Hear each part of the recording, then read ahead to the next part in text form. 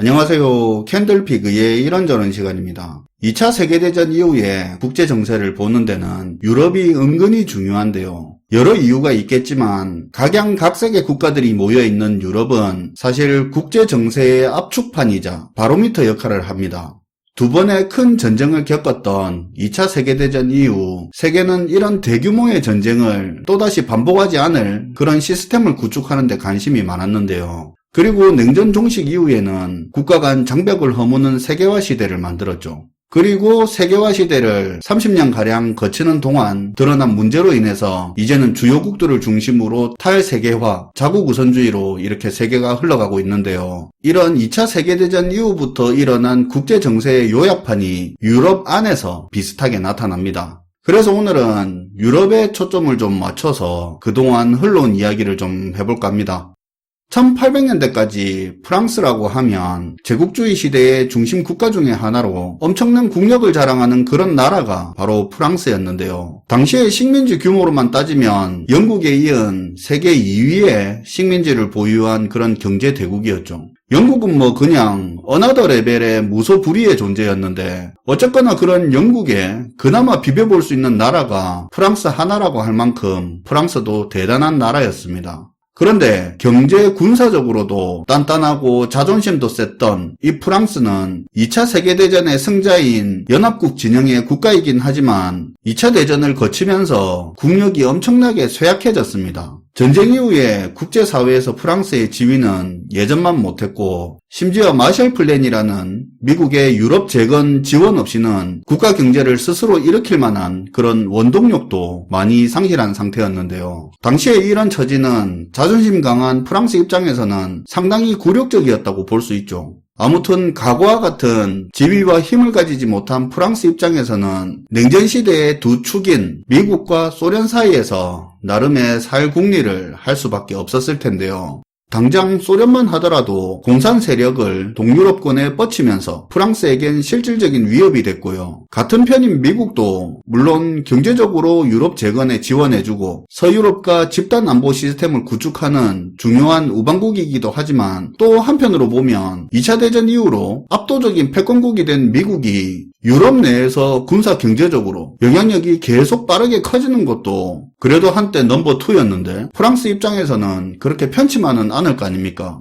공산 세력의 위협으로부터 안전하고 미국의 입김으로부터 자유로울 만한 힘은 키우고 싶은데 그렇다고 당장 국력은 안 되고 그러다 보니까 프랑스는 원수지간인 독일하고 화해하고 손잡겠다는 그런 계획을 세웁니다. 이전 영상에서도 이야기했지만 당시 독일은 명실상부 서유럽 최고의 공업국가인데다 엄청나게 빠른 속도로 전쟁 이전 수준으로 경제를 회복했고 미국이 지원을 하면서도 견제를 할 만큼 경제도 잘 나가고 있다 보니 프랑스가 독일한테 과거는 싹 잊고 이제 한번 잘해보자고 먼저 손을 내밀게 된 겁니다.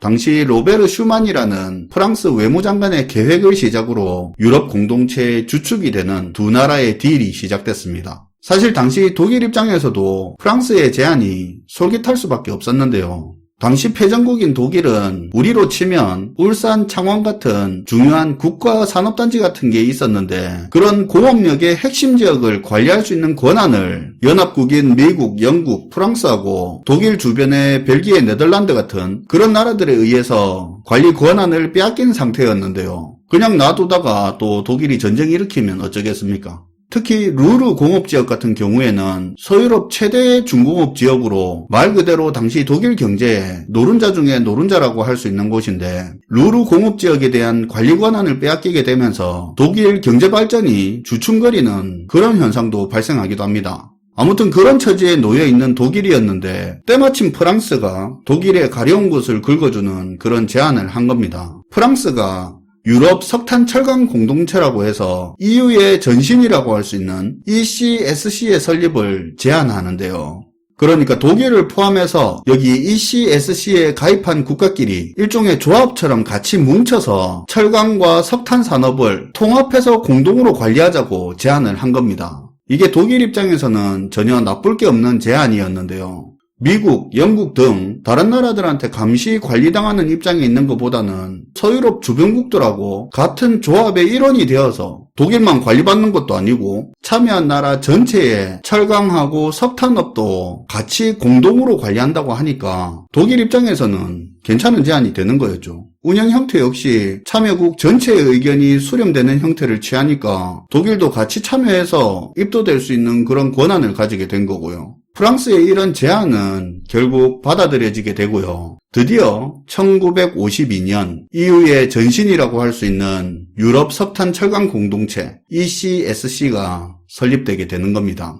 이렇게 프랑스, 독일을 중심으로 서로 같이 산업을 공동 관리하는 그런 공동체가 구성되니까 미국하고 영국 역시 더 이상 독일의 주요 공업단지에 대해서 직접적으로 관여할 명분이 사라져버리게 되고요. 그리고 ECSC라는 공동체는 프랑스와 독일을 중심으로 경제적으로 큰 세력화가 되다 보니까 서유럽이 미국의 영향력으로부터 일정 부분 견제력을 갖출 수 있게 된 겁니다. 1952년 유럽 석탄 철강 공동체가 창설되는 시점을 즈음해서 독일, 그러니까 서독은 패전국의 지위를 떨쳐버리게 되죠. 유럽 석탄 철강 공동체가 경제적 목적이 있는 공동체지만 처음에는 전쟁 억제 목적이 컸는데 그 역할을 잘했고요. 이후에 1958년에 유럽 경제공동체라고 해서 EEC로 발전하게 됩니다. 사실 이때 영국이 들어올까 말까 검토도 했는데 결국에는 안 들어왔고요. 그리고 이후에 1967년에 유럽 공동체라는 EC로 발전해 나가면서 점진적으로 통합을 확대해 나가게 되는 겁니다. 경제 공동체로 커지고 경제로만 엮여있던 서유럽 국가들이 정치, 사회적으로 다양하게 엮인 공동체로 커졌고 이 덕분에 당시 냉전 시절 미국과 소련 두 강대국 사이에서 유럽은 자기들의 위치를 지킬 수 있었죠. 그러다가 1991년 소련의 붕괴 이후에 유럽 공동체는 본격적인 확장기를 맞이하는데요. 1993년 드디어 정치, 경제적으로 통합된 유럽연합 EU가 출범하고 동유럽권하고 과거의 소련이었던 나라들까지 유럽연합의 회원국이 되면서 마치 하나의 나라처럼 운영되는 지금의 유럽연합이 된 거죠. EU는 미국같이 완벽한 합중국의 형태는 아니지만 나름 비슷한 형태를 띠고 있습니다. EU 회원국의 시민들은 다른 EU 국가에 가서도 EU에서 보장하는 법적 권리를 가지게 되고요. 이건 마치 미국 국민이 어떤 주를 가더라도 연방법에 따른 권리나 보호를 받는 것과 비슷합니다. 독일이든 프랑스든 각 나라마다 국회는 있지만 그 위에 EU 정부 같은 EU 이사회도 있고 EU 입법부인 EU 의회도 있습니다. EU 의회의 의석수는 각 국가별 인구수를 감안해서 국가별로 의석수가 정해지는데요. 유럽연합이 엄밀히 하나의 나라는 아니지만 이렇게 마치 하나의 나라처럼 비슷하게 운영되고는 있습니다. 몇 나라 빼고는 화폐가 유로로 통합되어 있어서 하나의 경제권이 되어 있죠. 1990년대 이런 EU의 탄생이 본격적으로 시작된 세계화의 흐름을 상징적으로 알려준 유럽에서 일어난 사건이 되기도 합니다. 자, 그런데 이런 세계화의 상징과도 같은 EU도 2010년대 중반부터는 삐걱거리기 시작합니다. 옛날부터 유럽의 전쟁이 많았던 게 다양한 문화, 언어, 민족들이 워낙 오밀조밀 모여서 서로가 다르니까 전쟁이 많았던 거죠. 애초에 유럽연합의 시초가 된 유럽 석탄 철강 공동체를 기준으로 생각해보면 유럽연합은 서로가 같아서가 아니라 다르니까 전쟁을 막기 위해서 그리고 단일 경제체제로 시장을 더 키우기 위해서 각각의 나라들이 공동체를 이뤄서 뭉쳤을 때 더 이익이 되니까 뭉쳤던 건데요.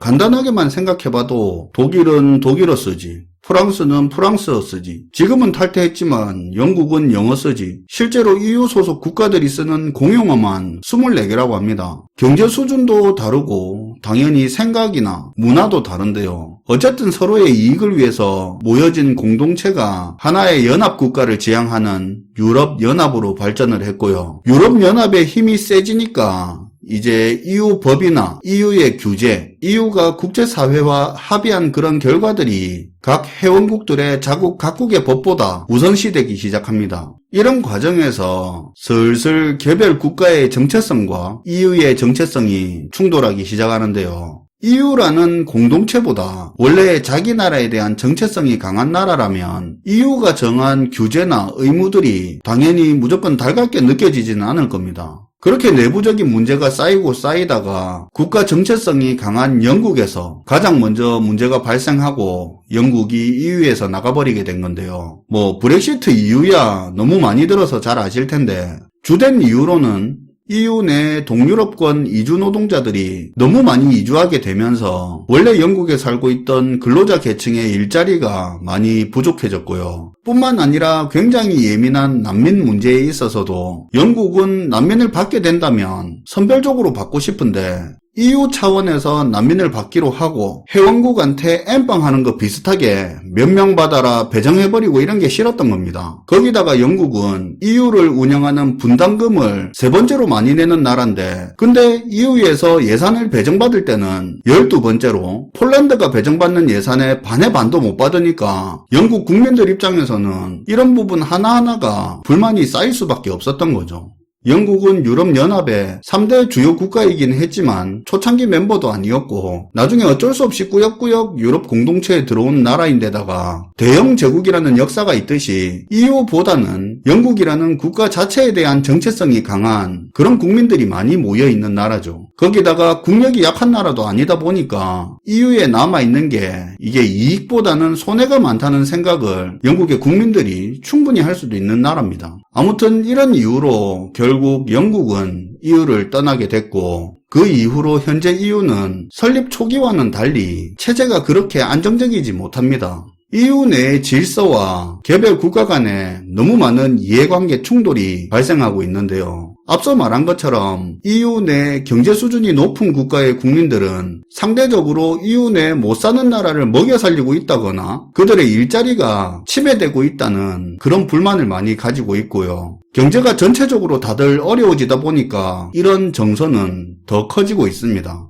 또한 2010년대 중순 이후 EU 내 각 회원국들이 받아들인 난민들의 범죄나 사회 갈등 문제로 피해를 겪는 국민들이 늘어나면서 나라마다 정도의 차이만 있다 뿐이지 민족주의, 극우 성향을 지지하는 그런 국민들도 늘어나는 추세입니다. 당연히 이런 흐름은 유럽의 통합과 융화를 강조하는 EU 질서의 큰 위협 요소겠죠. EU는 이런 부분을 제지하려고 하는데 이 과정에서 회원국의 내정까지 EU가 너무 간섭한다는 이유로 EU와 개별 회원국 간의 마찰도 점점 잦아지는 추세입니다. 이런 과정에서 반-EU 정서가 늘고 EU 탈퇴 지지층 증가로 이어지기도 하죠. 뿐만 아니라 이번 우크라이나 전쟁에서도 드러났지만 같은 회원국이라도 러시아의 위협이 서유럽과 동유럽이 느끼는 위기감 자체가 다른데 그런 입장차가 서로의 갈등을 키우기도 했었죠. 이뿐만 아니라 현재 EU 내에서 정치 경제적으로 EU의 가치와 개별 국가 간 이해관계 충돌도 해가 갈수록 늘어나고 반-EU 정서도 늘고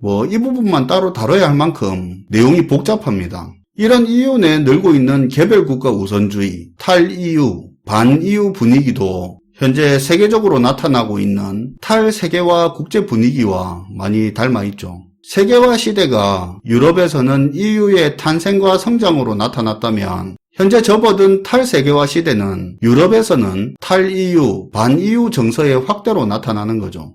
오늘은 국제정세의 압축판과 같은 유럽연합의 흐름에 대해서 짧게나마 이야기를 해봤는데요. 굉장히 짧지만 역사와 국제정세를 좀 섞어서 이야기를 해봤는데 괜찮은 시간이었으면 합니다. 시청해주셔서 감사하고요. 지금까지 캔들피그의 이런저런 시간이었습니다.